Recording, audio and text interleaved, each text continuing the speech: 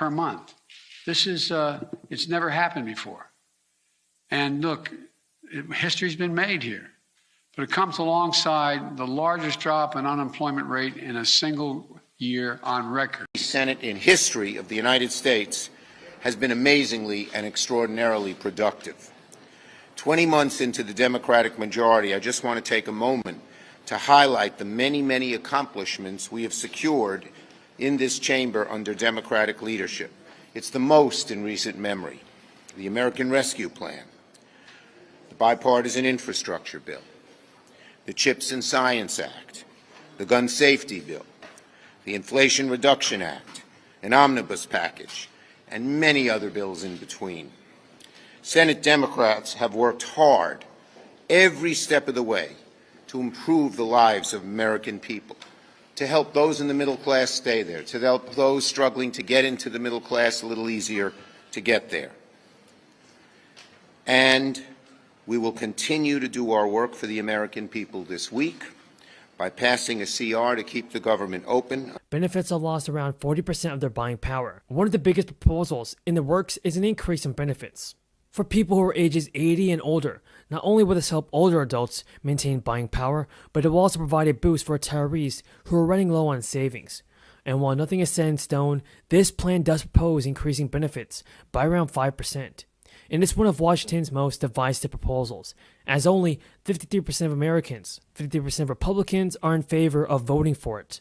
So if the Republicans decide to block this stimulus check, that means we won't be getting any stimulus payment if President Biden can't get this past the Republicans. But hopefully everybody he can, because President Biden can definitely send out stimulus checks if he's done it before. Now, the nearly 1.9 million borrowers who paid off their loans during the pause and those who refinanced their student loans during the pause into private loans do not qualify for the automatic stimulus check.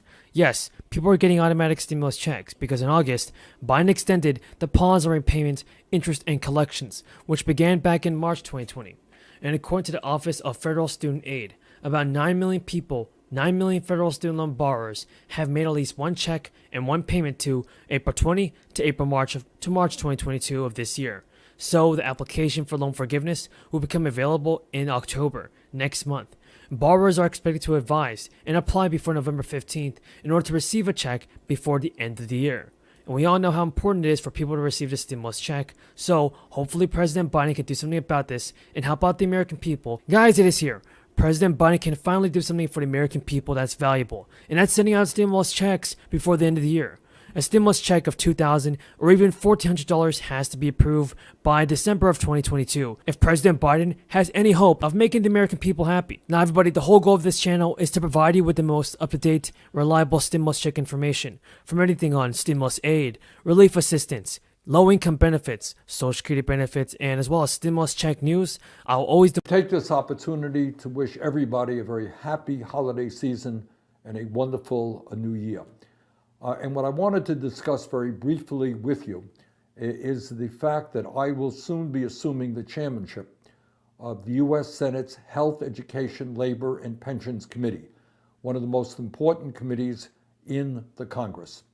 And as I move into that position, which has very broad jurisdiction over many of the major issues facing our country, let me tell you what's on my mind and what kind of committee I would like to lead.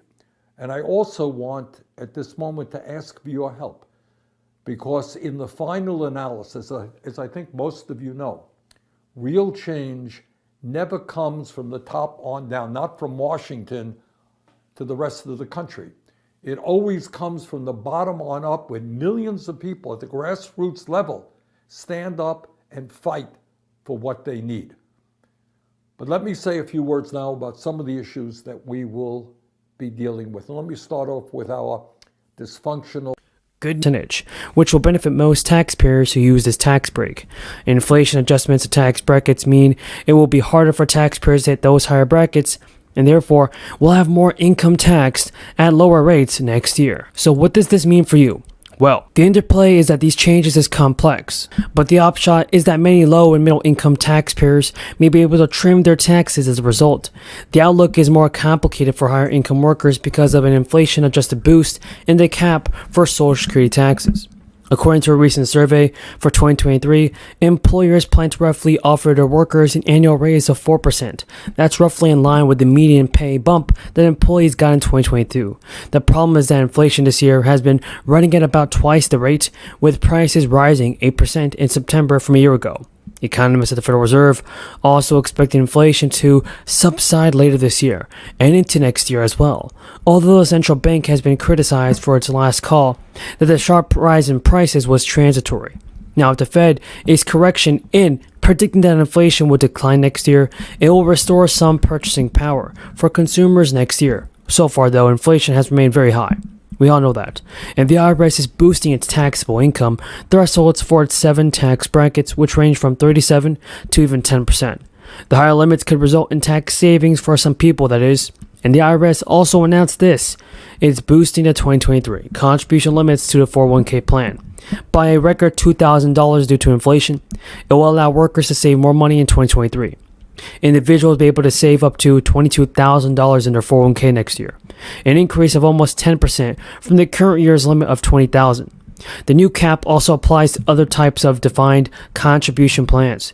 The IRS said the contribution limit for John Manchin recently pumped the brakes on negotiations with Chuck Schumer over a budget reconciliation bill, warning that it needs to be scrubbed much better after new reports showed that inflation hit 9.1% in June. Manchin told reporters he can only agree to the prescription reform, which has already been sent to the Senate Parliamentarian's office and has the support of all 50 members of the Democratic caucus. He said the deficit reduction is going to be 50% of the new revenue gained from prescription savings and tax reforms, such as a 8.3% tax on wealthy individuals and couples who earn more than $400,000 or $500,000 from past due businesses. He said the latest inflation report showing prices have increased by 9.1% compared to over a year ago means that people are going to have to slow down and proceed more cautiously on putting together the budget. But Manchin did not rule out including a provision to continue subsidies of health insurance plans